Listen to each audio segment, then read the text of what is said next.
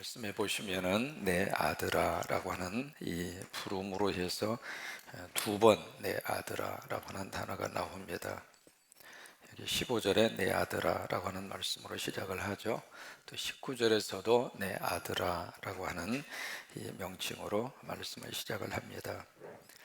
마치 이제 부모가 자녀에게 주는 특별한 삶의 지혜, 적어도 이것만은 꼭 붙들고 살아라. 앞서서 인생을 살아보면서 여러 가지 많은 것들이 필요하지만은 적어도 삶에 대한 하나님의 복을 받을 수 있는 길은 바로 이 길이다 라고 하는 그런 마음을 가지고 자식을 향한 부모의 어떤 사랑의 마음에서 주고 있는 삶의 지혜, 여기 세 가지를 오늘 본문을 통해서 말씀을 하고 있습니다. 첫째는 아들아 내 마음을 지혜로 다스려라. 그게 15절입니다. 15절의 말씀을 보시면은 내 아들아 만일 내 마음이 지혜로우면 나 곧 내 마음이 즐겁겠다. 그러니까 자녀의 그 마음속에 지혜가 가득하게 채워지면, 그 마음속에 지혜로 충만하면 그 지혜로 살고 있는 자녀를 보는 부모가 행복하다 그 말이에요. 여러분, 부모의 행복은 나 스스로에게 있는 것이 아니라 자식에게 있습니다. 그래서 자식이 잘 되면 부모는 잘 되는 자식을 보면서도 행복한 거예요. 내 입으로 안 들어가도 자식 입으로 좋은 거 맛있는 거 들어가면 그 자식을 보면서 내 배는 부르지 않아도 배부른 것처럼 행복한 거예요. 여러분, 그런 의미에서 자녀된 여러분 예수님 안에서 잘 되셨으면 좋겠어요. 그 심정이 하나님의 심정도 똑같습니다. 우리가 예수 믿으면 하나님의 자녀잖아요. 여러분 모두는 하나님의 자녀입니다. 오늘 하루도 어떻게 사는가? 하나님의 자녀로 사는 거예요. 그러니까 이런저런 형편과 사정이 있다 하더라도 변하지 않는 것 딱 하나, 예수 믿어 나는 하나님의 자녀다. 구겨질 수도 있고 상처날 수도 있고 뭐가 날 수도 있고 다 살다 보면 그럴 수 있는 거예요. 뭐 그게 그뭐 인생 살면서 그게 모든 것을 물 좀 마시고요. 설교하다 보면 그럴 수 있는 거예요.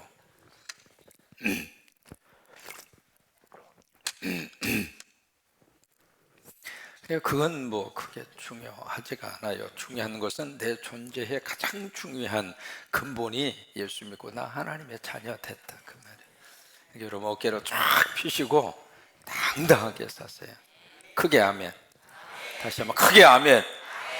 당당하게 그렇게 사세요. 그러니까 우리는 하나님의 자녀로 사는데 우리 아버지가 있다 이 말이에요. 그 하나님 아버지가 우리를 딱 보실 때 내가 예수 믿고 내일의 희망을 가지고 살고, 내가 예수 믿고 기뻐하고 살고, 예수 믿고 어쨌든 웃으면서 살고, 예수 믿고 어쨌든 하나님의 복을 사모하고 살고, 그러면 누가 행복해 하시느냐면 하나님이 행복하시다 이 말이에요. 여러분 여기서 참 중요한 게 있습니다. 뭐냐면 마음을 지혜로 다스리라고 하는 거예요. 여기 마음이라고 하는 것은 마치 자동차의 운전석하고 똑같습니다. 운전대를 누가 잡느냐에 따라서 차에 대한 용도가 달라지잖아요. 술에 취한 사람이 운전대 딱 잡으면 그 차는 어떻게 될까요? 이게요, 사고 날 수 있는 가능성이 100%예요. 만약에 마약 운반책이 운전대를 딱 잡는 순간 그 차는 무슨 차로 확 바꿔주느냐면 마약 운반용 차량으로 확 바꿔주는 거예요. 마치 이 마음은 또 이렇게 비유해 볼까요? 비행기의 조종석하고 똑같아요. 비행기 조종석은 작아요. 비행기는 큽니다만은 조종석은 기장, 부기장 딱 두 사람 앉을 수 있는 그런 공간이고, 머리 위에서부터 시작해서 옆에까지 뭐 기계가 그냥 꽉 들어차 있는 그것이 이제 비행기 조종석인데, 우리 마음은 비행기 조종석하고 똑같아요. 누가 거기에 앉느냐에 따라서 안전할 수도 있고 아니면 불안할 수도 있고 곤두박질 칠 수도 있고 아니면 잘 비행을 할 수도 있고. 그래서 우리 마음속에 여기 지혜로 다스려라 그 이야기는 우리 마음속에 하나님이 계셔야 돼요. 그래서 이게 마음이 지성소가 될 때 하나님의 복입니다. 지성소가 되라는 이야기는 지성소 안에는 하나님이 계세요. 그래서 지성소인 거예요. 그 장소 자체가 거룩한 장소에서 지성소가 아니라 하나님이 계시니까 그곳이 지성소로 바뀌어지는 것처럼 이 마음에 이곳이 지성소가 될 수 있도록 하나님이 딱 자리를 잡을 수 있도록 여러분 그것이 마음을 지키는 거예요. 오늘 하루도 여기에 마귀와 사탄이 절대로 신방 오지 않도록 오직 성령님만 우리 안에 신방을 확 오셔서 성령님이 우리 생각을 다 이렇게 붙들어 주시고 성령님이 오늘 하루에 감정을 꼭 붙들어 주시고 그런 하루가 되시기를 주의 이름으로 축원합니다. 수능을 앞두고 있는 우리 친구들의 마음속에 꼭 기도해 주세요. 하나님 그 마음속에 하나님이 꼭 신방을 봐주셔서 지금 얼마 남지 않았기 때문에 생각도 마음도 지금 분주하잖아요. 근데 이 시기가 참 중요해요. 몇 년 동안 공부한 거 참 묘하게 그 짧은 시간에 요점 정리하는 것이 그대로 시험에 나올 수도 있어요. 그러니까 지금 이 순간 집중해서 공부하는 것은 안 잊어버립니다. 성령님이 그 마음에 꼭 신방을 가셔서 마음을 잘 다스려 주시고 그 마음을 붙들어 주셔서 우리 자녀들도 잘 되고 우리 모든 성도도 잘 되게 하시기를 주의 이름으로 축원합니다. 큰 기업을 하시는 대표 이분이 자기 사무실에서 일을 하고 있는 여자 비서, 그 여자 비서에게 마음을 뺏겨버려요. 뺏겨서 넘어서는 안 되는 선을 딱 넘어서는 순간 참 그 순간에 그 큰 사업도 한순간에 무너지고 가정도 무너지고 풍지박산나고 이 마음이 그렇게 중요한 거예요. 마음. 그 다음에 두 번째로 내 아들아 그렇게 부르면서 두 번째 정직하게 살아라. 그게 16절의 말씀입니다. 16절에 보시면 만일 내 입술이 정직을 말하면 내 속이 유쾌하리라. 그러니까 그 자녀가 그 입술의 정직함을 가지고 살면 그 자녀를 보면서 누가 마음이 유쾌할까? 누가 마음이 지금 행복하고 즐거울까? 부모가 행복하다 그 말이에요. 미국에 이제 농어라고 하는 큰 고기가 있습니다. 그 이제 주로 많이 낚시를 하는데 이 농어를 이렇게 낚시하고 저기 안에 전부 다 두 가지가 필요해요. 첫째는 면허증이 있어야 돼요. 만약에 사냥할 때 사냥 면허증이 있어야 되고 그 다음에 낚시할 때는 낚시 면허증이 있어야 되고 또 하나는 아무거나도 막 잡을 수 있는 것이 아니라 치수가 아주 정확합니다. 얼마 이상만 잡아라. 그래서 저도 이제 한번 바다 낚시를 한번 친구들하고 갔었는데 다른 친구들 막 건져내는데 나는 한 마리도 안 나와.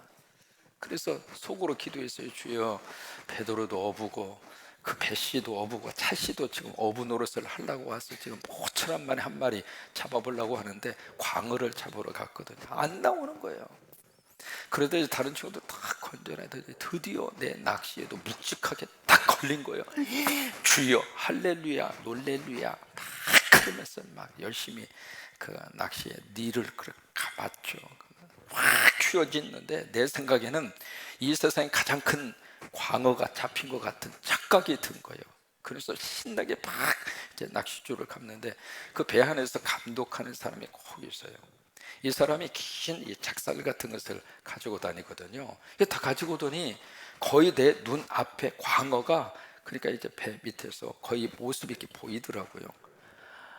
보이는 순간에 그 작살 같은 것으로 톡 치더니 그냥 놔서 보내버려. 세상이 그 월척을 갖다가 말이야 내가 잡았는데 어떻게 당신 그럴 수 있느냐고 그랬더니 그거 치수가 작아서 건지면 안 돼. 그리고 보내. 치수 작은지 큰지 어떻게 알아? 당신이 재봐야지. 보면 알아. 지금까지 내 그 광어 더 이상 못 봤어요. 아주 정직해야 돼요. 그 이상의 치수를 잡으면 걸리면은 벌금이 굉장히 많아요. 특히 바닷가에서 전복을 많이 채취하거든요. 전복을 채취할 때에도 사이즈가 있습니다. 그 사이즈 미만으로 전복을 채취하면 그 전복 하나에 얼마씩 벌금을 때립니다. 한국 사람들이 그런 거 참 좋아하잖아요. 근데 미국 사람들이 어느 정도 치밀하냐면 금방 가서 안 잡아요. 그래서 다 이렇게 보고 있는 거예요. 보고서 한 달이고 두 달이고. 그러다 한 번은 교회 식구들이 이제 거기에 전복이 있는 곳으로 가셔서 거기서 같이 이렇게 놀다가 우리 전복 잡으러 가자 해서 밑으로 가서 이제 전복을 잡아서 그 자리에서 그냥 초고추장을 가지고 와서 잘 잡수고 끝났으면 누가 뭐라 그래. 이 속에 들어간 걸 어떻게 알겠어. 근데 그것으로 끝나지 않고 막 전복을 잡은 거야. 잡았는데 막 큰 거, 작은 거, 작은 거, 큰 거 막 그냥 우리는 보이는 대로 싹쓸이를 하잖아요. 그래가지고 그것을 탁 잡아가지고 트렁크에다가 딱 집어넣고 그리고 이제 막 출발하려고 그러는데 경찰이 있다고 온 거예요. 와가지고 물어요. 당신들 전복 땄지? 미국에서는 정직하면 봐줍니다. 그 순간에 대답을 잘해야 돼. 당신들 전복 땄지? 그러면 예, 땄습니다. 이러면 그때부터는 이제 좀 이렇게 봐주기도 하고 이해를 하기도 하고 넘어가기도 하고 그러는데 이 딱 닫은 거예요. 왜? 이미 뱃속에 들어갔다 이 말이에요. 뱃속에 들어간 것은 모르지만은 뒤에 지금 실려져 있잖아요. 끝까지 잡아댄 거예요. NO! 우리 안 했습니다. 그래, 알았어. 잠깐 들어오시라고. 뒤에 트렁크 열어보라고. 딱 열으니까 전복이 그냥 그 전복 한 마리당 곱하기 1000불씩 냈습니다. 전복 하나에. 여러분 이건 실질적으로 있었던 이야기예요. 그래가지고 거기에 교인들이 딴 전복을 다 모아보니까는요, 와, 상상할 수 없을 정도로 많이 나온 거예요. 이게 정직한 것이 손해보는 것이 아니라 정직하는 것이 얻는 거예요. 정직하는 것이. 그러니까 여기 지금 내 아들아, 세상은 정직하지 않지만 왜? 여기저기서 정직하면 너 못 살아. 정직하면 손해봐. 정직하면 너 제대로. 그게 이제 계속해서 그런 교육을, 아니 그런 분위기 속에서 우리들이 지금 살고 있거든요. 그런데 하나님은 그렇게 말씀하지 않아요. 정직해야 돼. 손해보는 것 같아도 정직한 사람이 오래 가는 거고, 지금 당장은 뭔가 없어지는 것 같고 당장은 내가 뭔가 이렇게 얻을 수 없는 것 같아도 정직하게 사는 사람이 마지막까지 승리하는 사람이다. 여러분 오늘 이 두 번째 말씀 꼭 우리 마음속에 기억을 했으면 좋겠어요. 참 묘해요. 지금은요 이 핸드폰 전화기 얼마나 성능이 좋습니까? 옆에 있어도요 거기에 이제 소리로 이렇게 키우지 않아도 다 들려요. 옆 사람. 어렸을 때부터 자꾸 아이들에게 정직하지 못하는 것을 일부러 가르치는 거예요. 전화 이렇게 타고 왔는데 엄마 전화 왔어? 누구한테서 전화 왔어? 그러면은 저쪽에 있으면서 야 이놈아 나 없다고 그래라 이놈아. 그러면 애는 그대로 고지식하게 그대로 해요. 엄마가 그러시는데 없다고 그러라고 그러시네요. 그러면 안 돼. 그래서 오늘 두 번째 정직하라 그러면서 16절에 말씀을 우리에게 주시고 있습니다. 그 다음에 세 번째로 예수님을 잘 믿어라. 그게 17절로 18절입니다 17절에 보시면 내 마음으로 죄인의 형통을 부러워하지 말고 항상 누구를 경외해라. 하나님 없이 잘 되는 거 부러워하지 말라 그 말이에요. 여러분 예수 믿으면서 조금 힘들게 사는 것이 어느 때는 훨씬 더 행복할 때 있어요. 예수 없이 떵떵거리고 예수 없이 불을 누리면서 그러면서 사는 것보다는 왜? 마지막 결과가 지옥이니까 지금 조금 어렵게 살아도 지금 조금 궁색하게 살아도 예수 믿고 마음 편하게 살고 예수 믿고 하나님의 복을 기대하고 살고 그렇게 사는 사람이 훨씬 더 인생을 풍요롭게 사는 사람. 그러니까 여기 마음으로 주인의 형통 부러워하지 말고 그 다음에 18절 정령이 내 장래가 있겠고 내 소망이 끊어지지 아니라. 그러니까 17절에 항상 하나님을 경외하니까 예수를 잘 믿으니까 18절 장래가 있다 그 말이에요. 미래가 있다 그 말이에요. 미래에 희망이 있다 그 말이에요. 그러면서 소망이 끊어지지 아니하리라. 왜? 예수님이 계시면 믿음, 소망, 사랑 세 가지는 항상 있을 것인데 예수 믿으면 우리 안에 믿음이 있잖아요. 예수 믿으면 우리 안에 희망이 있잖아요. 예수 믿으면 우리 안에 사랑이 있잖아요. 그러니까 예수 잘 믿는 사람이 제대로 인생을 행복하게 사는 사람이에요. 미국의 신학자 가운데 폴 틸릭이라고 하는 신학자가 있어요. 이분이 인간이 가지고 있는 불안에 3대 요소가 있다 그랬어요. 그 중에 첫째는 미래에 대한 불안. 이것은 모든 인간이 가지고 있는 불안의 요소예요. 두 번째는 공허함과 무의미성에 대한 불안. 세 번째는 죄책감에 대한 불안. 이 세 가지 것이 인간이 살면서 가지고 있는 모든 사람의 마음에 있는 불안 요소다 그랬어요. 근데 그 불안 요소를 없앨 수 있는 그 감정, 그래서 심리학자들은 인간의 마음속에 포비아라고 하는 단어를 씁니다. 이 포비아라고 하는 이 단어의 뜻은 두려운 감정, 그것을 영어로 포비아라고 이야기하거든요. 그 두려운 감정이 사람마다 75가지가 있어요. 이것은 많고 적음의 차이일 뿐 누구나 다 있어요. 그러니까 불안한 요소 속에 꽉 사로잡혀서 사람이 살다가 보면 결국 우울증으로 빠지기도 하고 스트레스성 질환으로 빠지기도 하고, 그게 모든 병의 원인이에요. 그러니까 그것을 제거할 수 있는 방법은 그 안에 하나님을 향한 믿음으로 채우는 거예요. 어두움을 없앨 수 있는 가장 좋은 방법은 어두운 방에 들어가서 막 어둠아 물러가라 그런다고 물러가는 게 아니에요. 딱 하나, 불만 켜면 돼. 불만 딱 켜면 어두움은 다 없어져 버리는 거예요. 그런 것처럼 우리 안에 두려움과 불안의 요소가 슬금슬금 찾아오는 그 순간에 이 안에 성령의 불을 켜고 그 순간에 주여! 그러면 도망가는 거예요. 같이 한번 해보실까요? 주여! 그러면서 도망가요. 그게 이 안에 또아리 틀지 않도록. 마지막 네 번째로 본능을 이겨라. 그게 네 번째 말씀이에요. 19절에서 21절입니다. 19절을 보시면 술을 즐겨하는 자들과 고기를 탐하는 자들과 더불어 사귀지 말아라. 이 두 가지 종류를 말합니다. 21절, 술에 취하고 음식을 탐하는 자는 가난하여 질 것이고 잠자기를 즐겨하는 자는 헤어진 옷을 입을 것임이니라. 여기 이제 본능의 두 가지 요소, 세 가지를 언급을 하고 있습니다. 술을 좋아하고 음식을 탐하고 잠자기를 좋아하고, 이게 본능적인 그런 요소 가운데 하나예요. 근데 그것을 그 본능이 추구하는 대로 그쪽으로 쏠려서 그쪽으로 따라가지 말고 그 본능을 이겨라 그 말이에요. 여러분, 본능에는 그런 요소만 있는 게 아니거든요. 막 속에서 감정이 끌어오르면은 나도 모르게 막 화가 그냥, 여러분, 화가 나면 사람의 입에서 독이 나옵니다. 독사에서만 독이 나오는 것이 아니라 사람의 이 감정에서도 독이 나옵니다. 그래서 독을 이렇게 모아서요, 딱 이렇게 압축을 시키면 쥐 몇 마리를 즉사시킬 수 있는 치사량의 독이 사람의 입에서 나오는 거예요. 이게 어떤 때는 이게 보면은요, 하얀 그런 어떤 기체 같은 게 입에서 막 나오는 거예요.